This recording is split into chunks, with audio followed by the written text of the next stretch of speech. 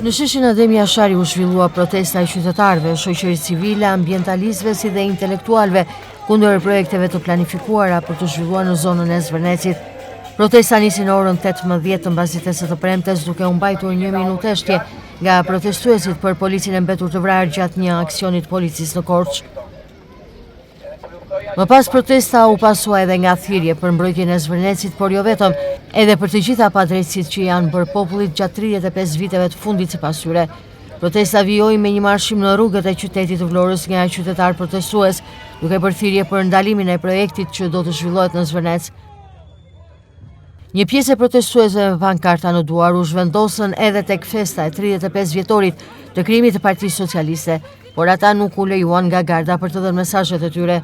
Një efektiv i Gardës së Republikës grisi pankartat që mbanin në duar disa të rinj protestues.